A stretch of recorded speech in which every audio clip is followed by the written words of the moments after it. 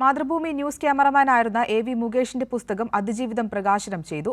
Kozhikode press ക്ലബ്ബിൽ നടന്ന ചടങ്ങിൽ മാതൃഭൂമി MD MV ശ്രേയാംസ്കുമാർ പുസ്തകം മുകേഷിന്റെ അമ്മയ്ക്കും ഭാര്യയ്ക്കും നൽകി പ്രകാശനം ചെയ്തു. കാട്ടാന ആക്രമണത്തിൽ പാലക്കാട് വെച്ച് കൊല്ലപ്പെട്ട മാതൃഭൂമി ന്യൂസ് ക്യാമറാമാൻ AV മുകേഷിന്റെ പുസ്തകം അതിജീവിതമാണ് പ്രകാശനം ചെയ്തത്. യാത്രകളിലും ജോലിക്കിടയിലും മുകേഷ് കണ്ട കാഴ്ചകൾ അന്നേ എഴുതിവച്ചിരുന്നു.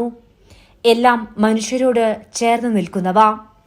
മരണശേഷം ആദരമായി പുസ്തകരൂപത്തിൽ അവ ഇറക്കിയിരിക്കുകയാണ് മാതൃഭൂമി ബുക്സ്.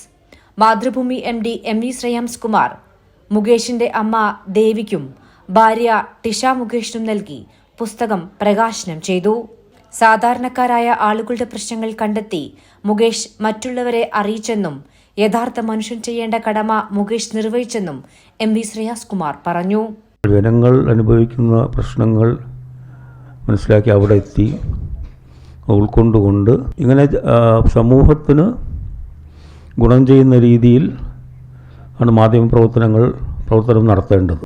ഒരു യഥാർത്ഥ മനുഷ്യൻ ചെയ്യേണ്ട കടമ അത് അദ്ദേഹത്തിന് സാധിച്ചു എന്നുള്ളതിൻ്റെ തെളിവാണ് 100-ലധികം അദ്ദേഹത്തിൻ്റെ ലേഖനങ്ങൾ പ്രസിദ്ധീകരിക്കാൻ സാധിച്ചത്.